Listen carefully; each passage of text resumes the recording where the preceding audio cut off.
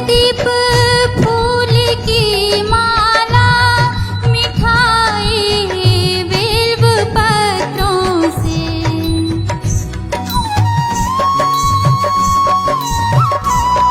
धूप दीप फूल की माला मिठाई बिल्व पत्रों से, मिठाई बिल्व पत्रों से।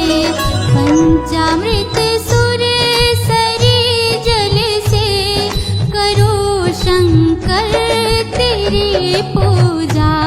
लीन है अन्य जल तज कर, हे गौरी तेरी आशा में। लीन है अन्य जल तज कर, हे गौरी तेरी आशा में।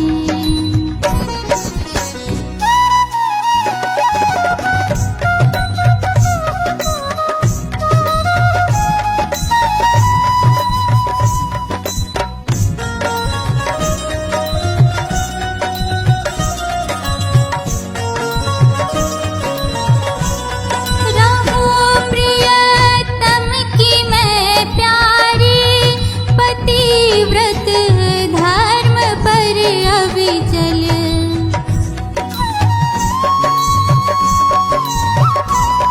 रहूं प्रियतम की मैं प्यारी, पतिव्रत धर्म पर अविचल।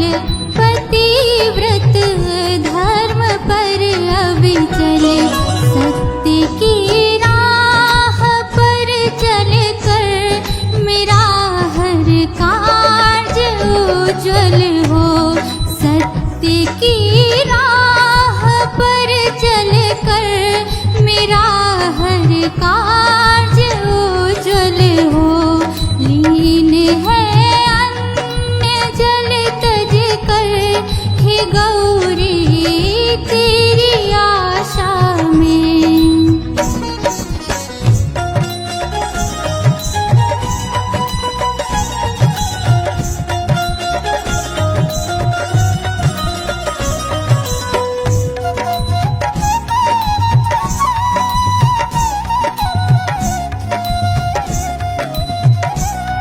अचल कर हे जगत जननी, मेरा सुहाग ना टूटे।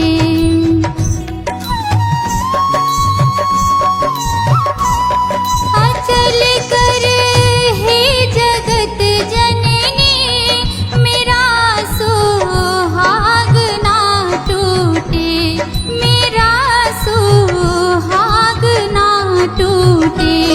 जिंदगी भर करूंगी हे महादेवी तेरी पूजा। जिंदगी भर करूंगी हे महादेवी तेरी पूजा। लीन है अन्य जल तज कर, हे गौरी तेरी आशा में।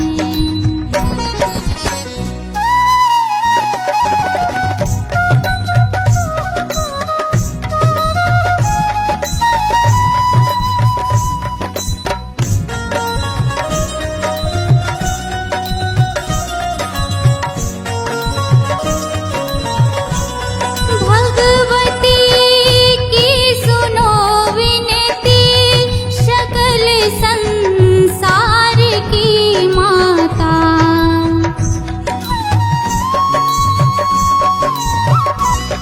भगवती की सुनो विनती, सकल संसार की माता।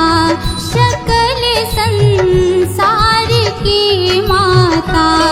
हरो अज्ञान जन जन से, प्रणव की एक अभिलाषा। हरो अज्ञान जन जन से, प्रणव की एक अभिलाषा। लीन है अन्य जल तज कर हे गौरी तेरी आशा में आज शुभ